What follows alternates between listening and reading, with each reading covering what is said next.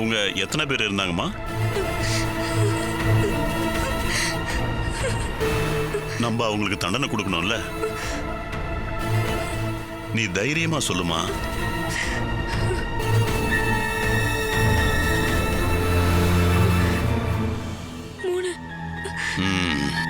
மூணு பேரு. இதுக்கு முன்னாடி அவங்கள உனக்கு தெரியுமாமா? உன்னுடைய பேரோ மற்ற இன்ஃபர்மேஷனோ வெளியில இருக்கிற யாருக்கும் தெரியாம நாங்க பாத்துக்கிறோமா?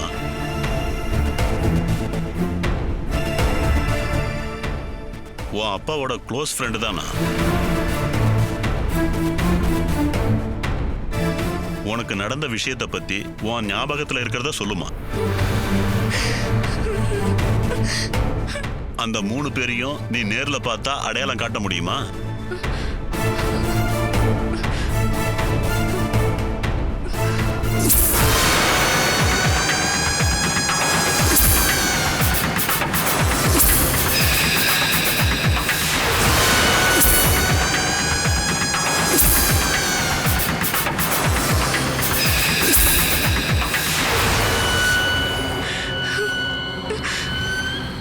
சொல்லுமா, அடையாளம் காட்ட முடியுமா?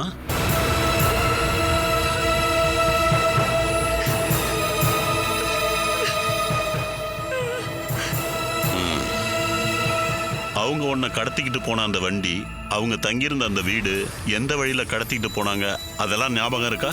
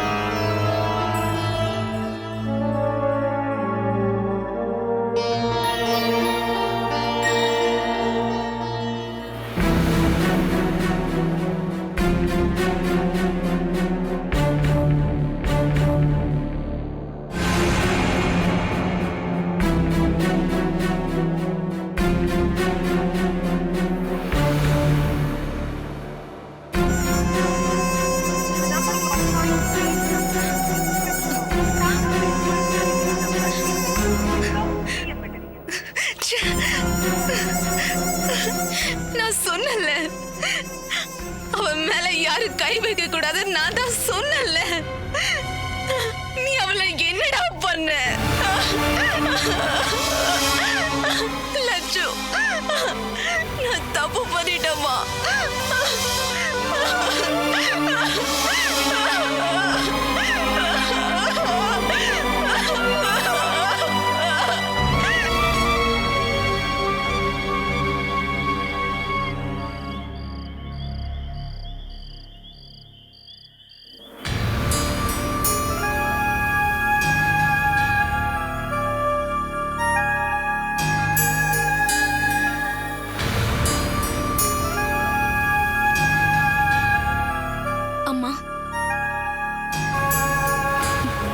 சாப்பாடு எடுத்து வச்சு ரொம்ப நேரம் ஆகுது. நீ சாப்பிட்டுட்டு தூங்குமா.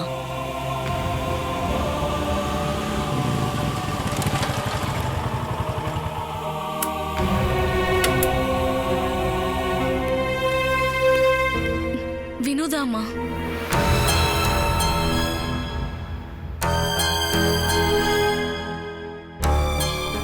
நேத்து ராத்திரி முழுக்க 2 பேரும் எங்க போனீங்க?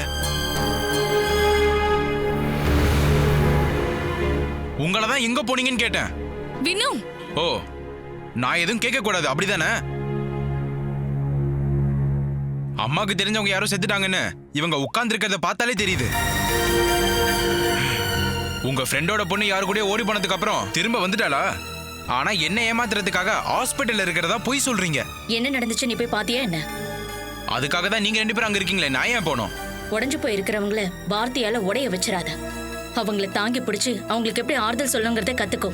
ஆனா உங்க 2 பேரையும் பொறுத்த வரைக்கும் நான் ஒரு மிருகம் தானே. மிருகத்துக்கு எங்க மனசு இருக்கு?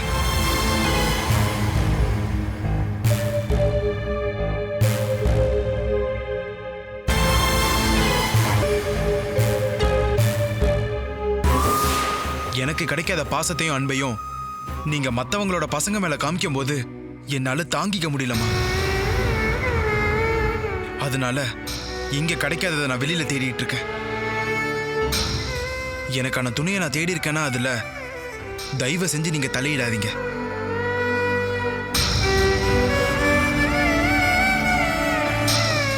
அவன் ஏதோ அர்த்தத்தோட தான் பேசிட்டு போறான். நம்ம லட்சோட விஷயத்துல இந்த அளவுக்கு இன்வால்வ் ஆனது அவனுக்கு பிடிக்கல போல. அதுக்காக தான் அந்த மாதிரி சொல்லிட்டு போயிருக்கான். லட்சுவை பத்தி நினைக்கும் போது நடந்த விஷயங்களை மறக்க அவளுக்கு எவ்வளவு நாள் ஆகும்? நீ சித்துவோடு போனதுனால தப்பிச்ச. இல்லைன்னா ஒருவேளை லட்சுவுக்கு நடந்த அந்த சம்பவம் எனக்கு அந்த மாதிரி தாம்மா தோணுது. உன்னை நோக்கி வந்த அந்த கஷ்டத்தை லட்சு தானா போய் ஏத்துக்கிட்டா.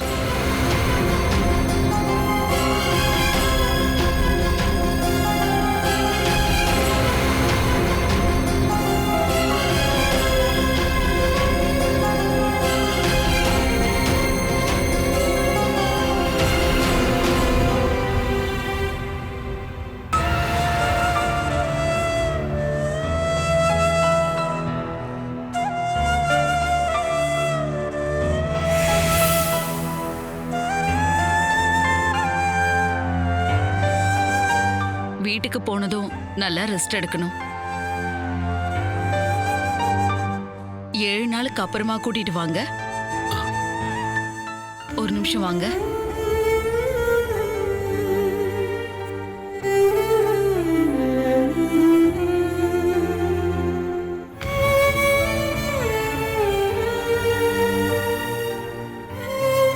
ஒரு வாரம் நம்ம பார்க்கலாம். இல்லனா சைக்காட்ரிஸ்ட் கிட்ட தான் ட்ரீட்மெண்ட் எடுக்கணும். அப்புறம் இப்ப இருக்கிற சூழல்ல இருந்து கொஞ்சம் விலகி இருக்கிறது தான் நல்லது. நாங்களும் அதை தான் யோசிச்சோம். இடம் மாற்றம் ரொம்ப நல்லது. ஆனா அவங்க அம்மா கூடவே இருக்கணும். இதுக்கப்புறம் கொஞ்ச நாளைக்கு எதை பார்த்தாலும் அவ பயப்படுவா. நீங்க தான் அவளுக்கு தைரியம் சொல்லணும். அனுதாபம் தேவையில்லை. அவளுக்கு இப்ப பாசம் தான் முக்கியம்.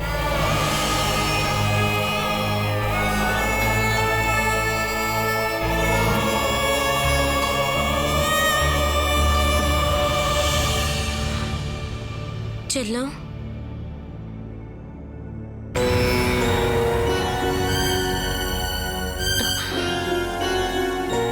மா, நீங்க வீட்ல செல்லம்மா எப்படி கூப்பிடுவீங்க? லட்சு. இங்க பாருமா லட்சு, இன்னைக்கு வீட்டுக்கு போலாம், சரியா?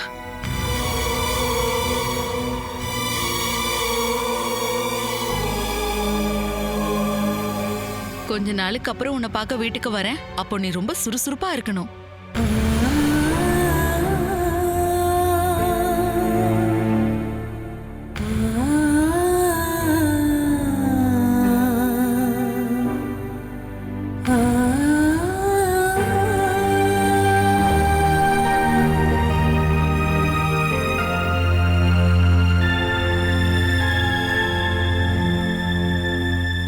கல்யாணி, லட்சுவை ஹாஸ்பிட்டல்ல இருந்து டிஸ்சார்ஜ் பண்ணி வீட்டுக்கு கூட்டு போயிட்டாங்களா?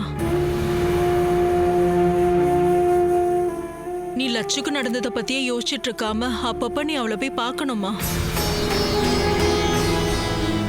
அவளை அன்பா பாசமா ஆதரவா அவங்க அம்மா அப்பா அண்ணனால பாத்துக்க முடியுமா? ஆனா அவ மனசு விட்டு பேசுறதுக்கு யார் இருக்கா? நீயும் அவளுக்கு அக்கா மாதிரி தான். அக்காவா இருந்தாலும் நீ அவ கூட ஃப்ரெண்டு மாதிரி தானே பழகிட்டு இருந்த. இந்த நேரத்துல லட்சுக்கு தேவையானது ஒரு ஃப்ரெண்டோட ஆறுதல் தாம்மா. இப்ப அவ இருக்கிற நிலைமையில அவளை பத்தி நல்லா புரிஞ்சுக்கிட்டு அவ கூட பழகிறதுக்கும் அவளுக்கு ஆறுதல் சொல்லவும் அவளுக்கு நடந்த கொடுமையை மறந்து சந்தோஷமா வச்சுக்க உன்னாலதாம்மா முடியும்.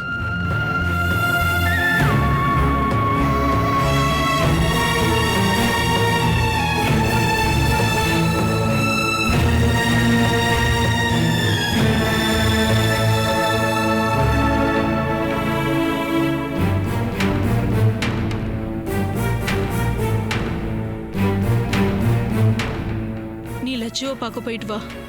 உன்னால முடிஞ்ச ஒரு 2 நாளைக்கு அவ கூடவே இருந்து அவளோட பயத்தையும் கவலையும் மறக்க வைக்கணும்.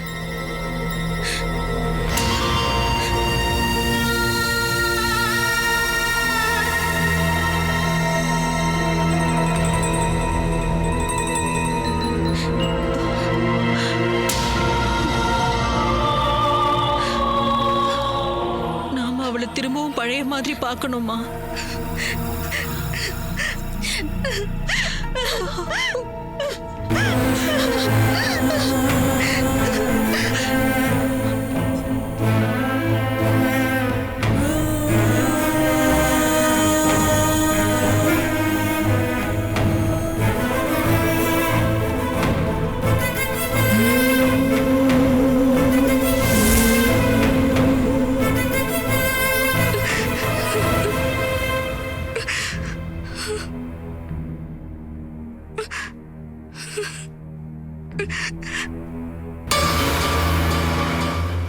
நீ கொஞ்சம் ரெஸ்ட் எடுமா. நடந்த எல்லாத்தையும் தூக்கத்துல வந்த கனவா நினைச்சு மறந்துரு.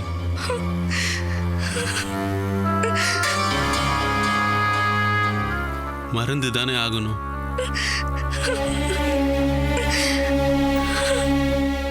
நாங்க எல்லாரும் உன்னை பழைய லட்சுவா பார்க்கணும்னு ஆசைப்படுறோம்.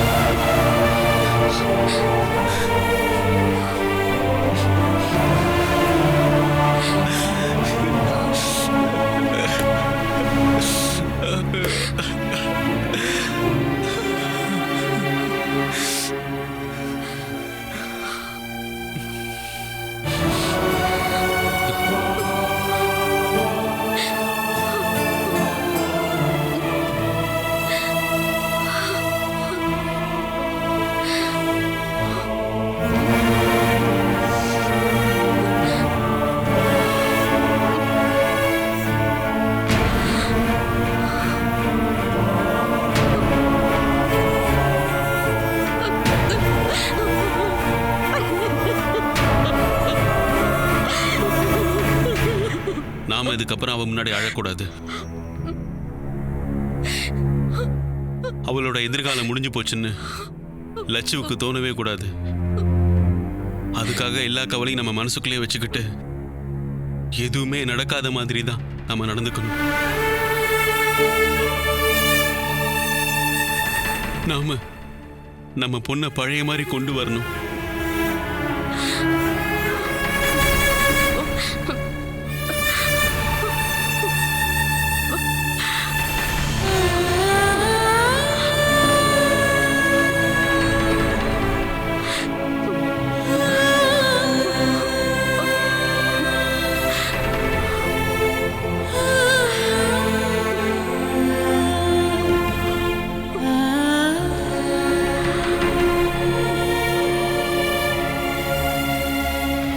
மெடிக்கல் காலேஜ்ல லட்சு சம்பந்தப்பட்ட சேம் கேஸ்ல இன்னைக்கு 16 வயசுல இருக்க ஒரு பொண்ணை அட்மிட் பண்ணிருக்காங்க.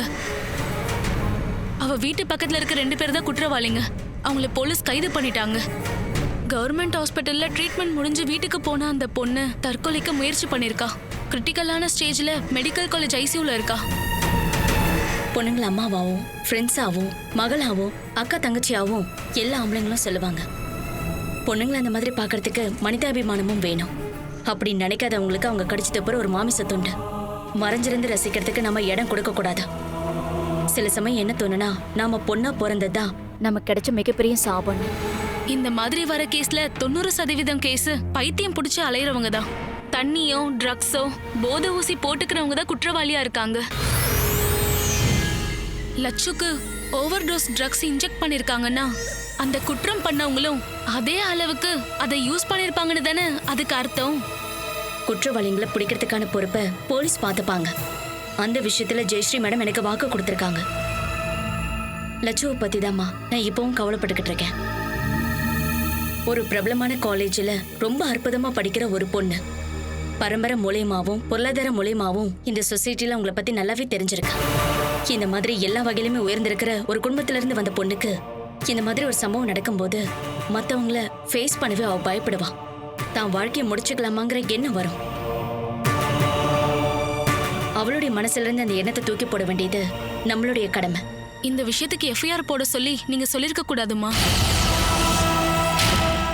கோர்ட்டுக்கு போகும்போது மனசுல இருந்து மறைஞ்சதெல்லாம் ஞாபகத்துக்கு வருமா? லட்சுவுக்கு அதை தாங்கிக்கிற மென்டல் பவர் இருக்கும்னு எனக்கு தோணலம்மா. குற்றவாளிகளுக்கு தண்டனை கிடைக்கும் போதுதாம்மா அவ அனுபவிச்ச கஷ்டங்களுக்கு சின்னதா ஒரு சந்தோஷம் கிடைக்கும் இல்லையா? அவளா இருக்கிறதுனால நான் சொல்லல. என் பொண்ணுக்கு இந்த மாதிரி நடந்திருந்தா கூட நான் இதுதான் சொல்லுவேன், இப்படிதான் நடந்துப்பேன். சொல்லப்போனா ஒரு ஸ்டெப் முன்னாடி போய் குற்றவாளிகளை உடனே கண்டுபிடிக்கணும்னு அவசரப்படுத்தி நான் கண்டிப்பா போராட்டமும் பண்ணுவேன். லட்சுவுக்கு க்ளோஸ் ஃப்ரெண்டா இருக்கிற நீ அவளை அடிக்கடி அவ வீட்டுக்கு பார்க்க போகணும். அவளுக்கு தைரியத்தை கொடுக்கணும். நம்மளால அதை மட்டும்தான் பண்ண முடியும்.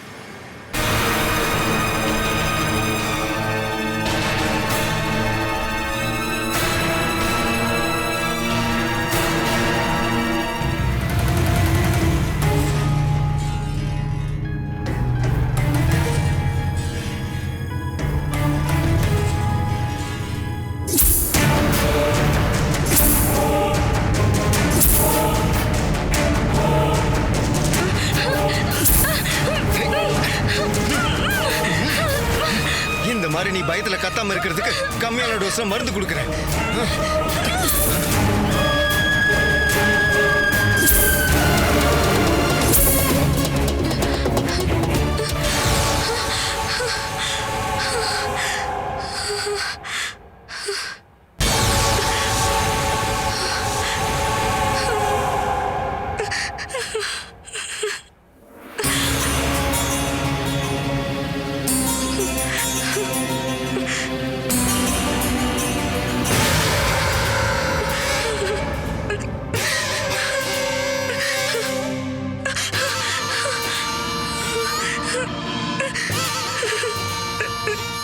லட்சு, இதுக்கப்புறம் நான் எதுக்காக உயிரோட இருக்கணும்? இப்படியெல்லாம் நீ பேசவே கூடாது. உனக்கு ஒரு ஆக்சிடென்ட் நடந்திருக்கு. அதனால ஏற்பட்ட காயங்களை குணமாக்கணும். அதுக்கு நீ பழைய லட்சுவா மாறணும். என்னால மாற முடியுமா?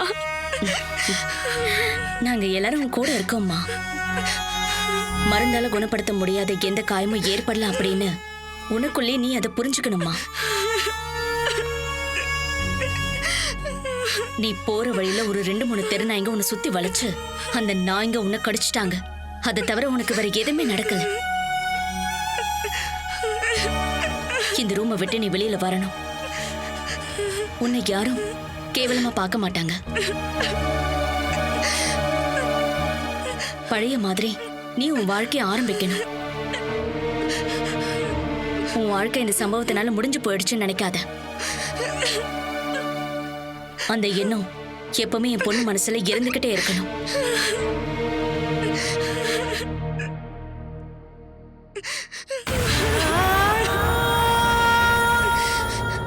விட்டு தள்ளுமா. உனக்கு எதுவுமே நடக்கலன்னு நினைச்சுக்கோ.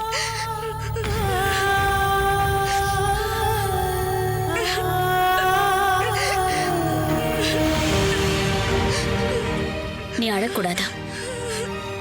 நீ அழறத பார்த்தா இங்க இருக்கிற மத்தவங்களும் கவலைப்படுவாங்க. தைரியமா இருமா.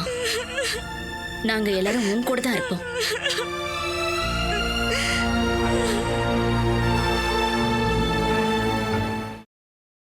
Catch us on Tandivan.com, Facebook and YouTube.